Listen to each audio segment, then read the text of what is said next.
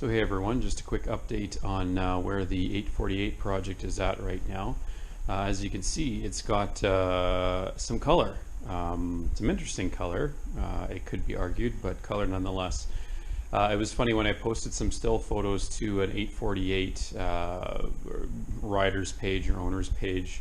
Someone someone put up a picture of Toucan Sam from Fruit Loops, and he's not inaccurate.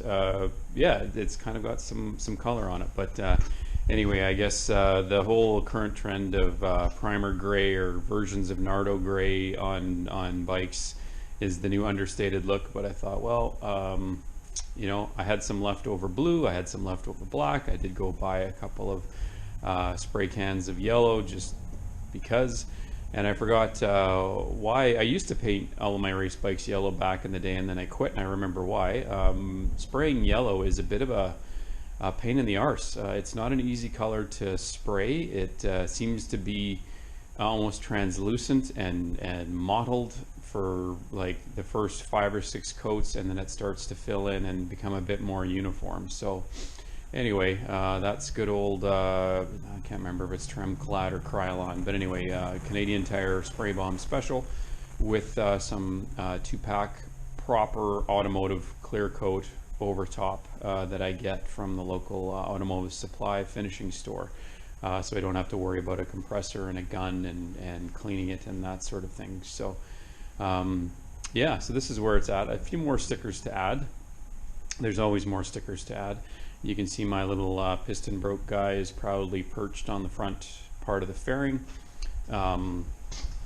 Spraying, or sorry, laying vinyl down flat on a compound curve fairing is difficult, so this is obviously, again, white. White spray paint is hard to spray too.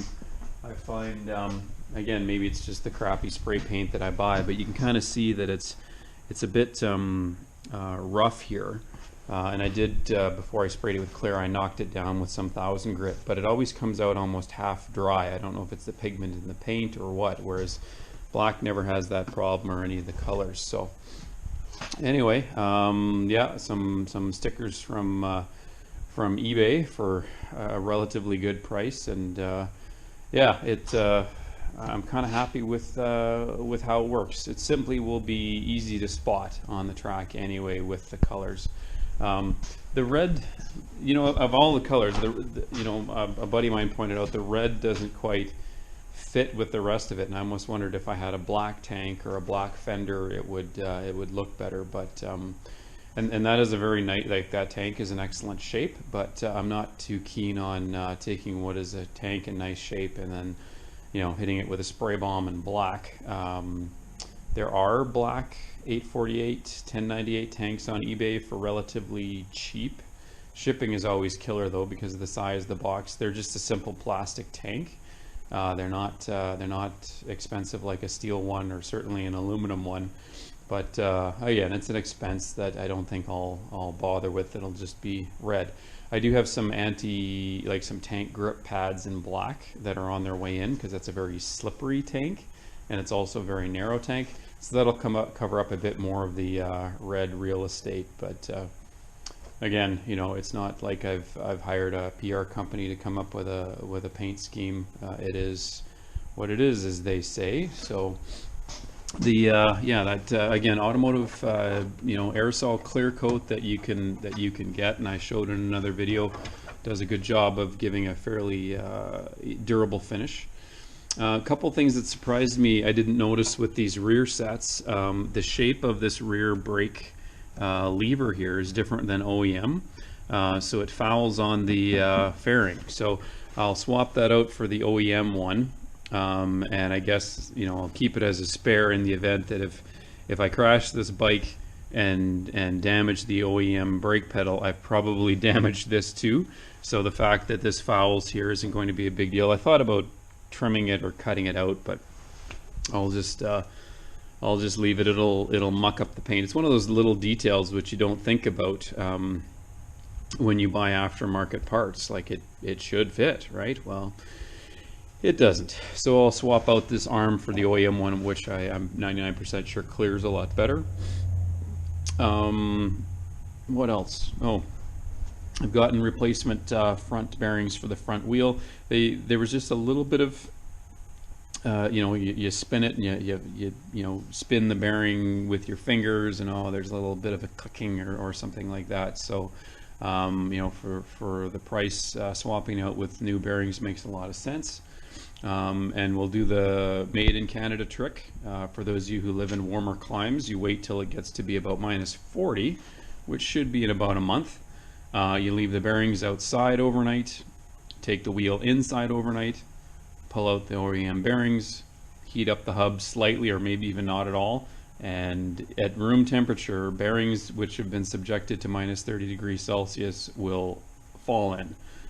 No hammering at it with a ball peen hammer and a bearing press. So one of the advantages to living in Canada. If I come up with any other advantages, I'll be sure to let you know. I can't really think of any just yet.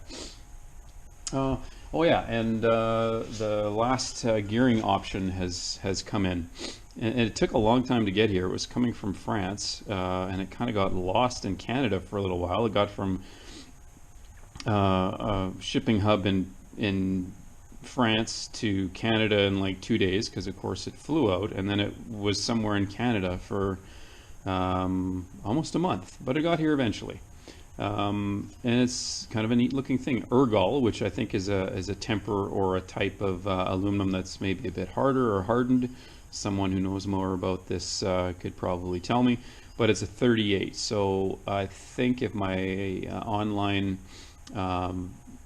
gearing calculations are correct, 1438 is slightly shorter gearing, which is more racetrack oriented than the stock 1539, I think. Anyway, it should be good. So I'll have a 15 as a spare. I'll have a 37 as a spare. So I think I probably have short track Gimli gearing and high banks of Daytona gearing and something in between. So that'll go on later today.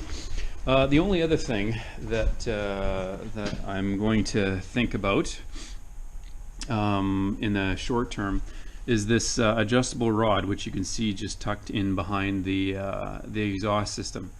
I'm not an engineer, but I do understand that parts can tolerate a certain amount of stress before they fail. And a lot of times, unless you've got finite image analysis or modeling systems, you don't know how much stress a part has taken or can take. So I was reading an article in a British bike magazine about a guy who was riding his sport bike across Alaska and the rear suspension link failed. And he kept it upright and he didn't crash and kill himself on some Alaskan highway road, but the whole back end collapsed, and the wheel, in this case, it was a ZZR 1100, so a big, huge Ninja from the 80s, locked up the rear wheel and, 150 meter skid mark, and could have killed himself. I'm not saying that's what's going to happen to this, but I do know when I was trying to adjust it for length, because I swear, I don't know what, like this is a Ducati part, like and we're talking about dissimilar metals here. So we've got a fine pitch thread of steel or stainless steel with a lock nut going into an aluminum body. And like, I don't know, maybe a little bit of anti-seize compound might help or something like that. Anyway, I got one of the rose joints out. The other one I didn't want to keep trying to thread it out to clean out the threads, and like I was sure I was going to wreck something. So what I've done is put this aluminum piece under some considerable stress, and it's probably fine, or it's going to shear on me. So I don't want that nagging at the back of my head. And with these bikes, I could just throw the OEM one back in there, but they do benefit before you start spending big money on different rockers and offset triple clamps, getting some more rear ride height. The thing doesn't want to turn really well without it. It's kind of chopped out. So that's my justification for spending a bit more money on aftermarket new adjustable rear ride height rod. This, like I said, this could be totally fine. It's well within its tolerances, but I really put some stress on this piece to adjust the rose joints, and it got to the point where my you know, NTFT, not too friggin' tight or whatever, got to the point of where one of the rose joints I stopped because I wanted to get them both out, get the threads cleaned out, get the threads dressed, you know, put some anti-seize compound in there, and I just stopped because I was putting just way too much torque on one of these things. And so yeah, I'm going to use the same length that I've established here, but yeah, I'm going to put in a new one. It might be a real pain in the ass to get in there because when I did all of this rear exhaust piece was off. I'm sure that bolt can just barely, you know, slide out and swap it out, but it's going to be an interesting process to get that to happen. But again, I got all winter to do that. So, and when I reassembled all of this stuff, of course, I did you know, use some anti-seize compound and set it to the correct torque specs, not what I swear was Loctite red and as tight as you could possibly do it, Vern. Which seems to be how this was put together, and I don't think from the factory, but with some service work that someone else did, who wasn't trained in Italy during its life. So yeah, that's about it for this. I guess I'm at the point now, with aside from a few details, it's a bit of a hurry up and wait until springtime comes, and it's December. So it'll be a bit of a wait, but anyway, I'm happy with how it turned out. I'll be adding some more stickers as we go, and yeah, just waiting for the springtime to get this thing fired up and running. So likely won't see an update on this for a while yet, but yeah, it's been a pretty straightforward build. It was a good bike to start with. I wasn't starting with a you know, a wreck or a write-off or anything like that. It was a running, operating bike that certainly needed some maintenance work, but yeah, I had a bit of a head start from my typical builds where I buy it in pieces from all over the world, like the TT project, or, you know, a crash damaged bike, which if you're a club racer, I think everyone's done that at least once. So anyway, that's it for now. And yeah, like and subscribe, and if something comes along or there's a new part that I find, I'll post another video. So oh, sorry, I did see one more thing. You thought I was done yammering on. So this is not the key anymore. This is a fancy Jet Prime kill switch. The reason why I decided to do that is how this steering damper was mounted. I really wasn't happy with it. It was very loose and sloppy.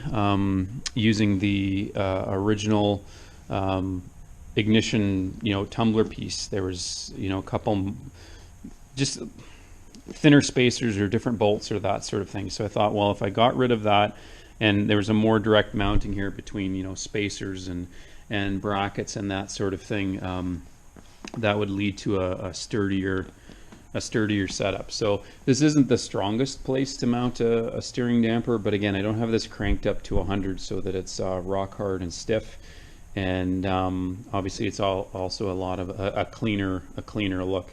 With these Ducatis, though, they do not operate without the they got kind of an immobilizer ring that's hidden underneath the ignition tumbler in that plastic shroud. So the key is still hidden here on the bike. It needs to be within proximity of that ring for it to run. And the nice thing about Jet Prime is they're about the same price as what Woodcraft offers, but it's a plug and play, and it also gives you a really nice and tidy holder for keeping the immobilizer ring and key in close proximity together. So kind of a cleaner setup, and I said this before, and this is my justification for spending money. The parts for this area of bike, I think, are at the point where they're still somewhat plentiful, but they're not that popular. So the prices are going down, and then it'll get to the era where, you know, the parts are no longer around, so then they become rare. So it's hard to find, and then these are that point where it's not truly a vintage bike, it's no longer competitive in modern racing, and then give it another 10 years, and then parts will become expensive because they're rare, and then people have rediscovered these bikes for racing and riding. That, of course, assumes that we're not racing electric bikes running on hydrogen, or the world has ended. So it's happened in the past. It'll likely happen again. So yeah, that's a quick update of the bike, and I'll maybe post some updates of some of the work I need to do with the TT that you can see hiding under a old sheet. I got to rebuild the carbs on that again, just some O-rings that I feel need to be replaced, and I'm going to send the shock off for a rebuild because it's leaking. So anyway, long winter ahead, but it's this sort of stuff that keeps us sane. Like and subscribe.